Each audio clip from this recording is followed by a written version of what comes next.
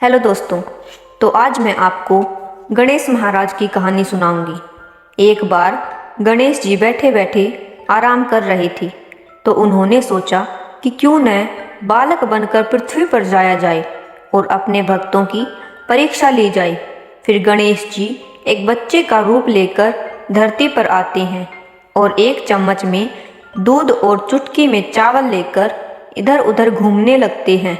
कहने लगते हैं, कोई मेरे लिए खीर बना दो। उस बच्चे की बात कोई नहीं सुन रहा होता है।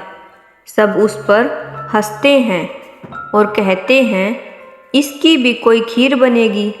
जब गणेश जी घूम रहे थे, वहीं एक बूढ़ी औरत अपनी झोपड़ी के बाहर बैठी थी, तो बोली, ला बेटा, मैं बना देती हूँ तेरे लिए खीर। उसके घर में जो छोटा बर्तन था, उसमें उसने वो चावल और दूध डालकर खीर चढ़ा दी, और वो बर्तन तो पूरा भर गया।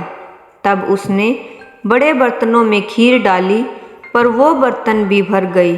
उस बूढ़ी औरत ने कहा, बेटा, मेरे पास तो इतने ही बर्तन थे। बच्चा बोला, माँ, बड़े बर्तन पड़ोसियों से मांग ला।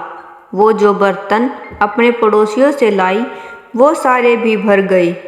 बूढ़ी औरत ने कहा, बेटा, ये तो इतनी सारी खीर हो गई, इसका हम क्या करें? बच्चे ने कहा, माँ, जा और पूरी नगरी में खीर खाने का न्योता दे आ।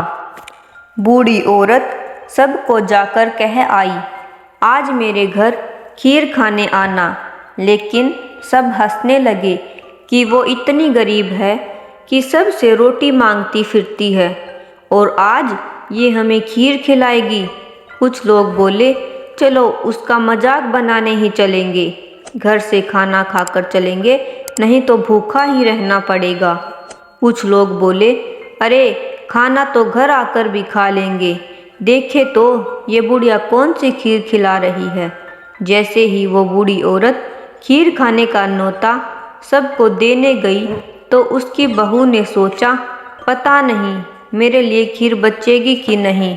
उसने तो एक कांसी की थाली में खीर डाल के कहा, जय हो गणेश महाराज, आपके भोग लगे। ऐसा कहकर उसने खीर खाना शुरू कर दिया। फिर बहुत सारे लोग खीर खाने आए। सब ने खूब पेट भरकर खीर खाई। जो लोग खाना खाकर आए थे, वो बहुत पछताए। जब सब खीर खाकर चले गए, तो बूढ़ी औरत बोली कि चल बेटा, अब हम भी खा लेते हैं। तो बच्चा बोला, माँ, मेरे तो भोग लग गया। माँ, मैंने तो खीर खा भी ली। तब बूढ़ी औरत बोली, कब बेटा, तूने खीर कब खाई?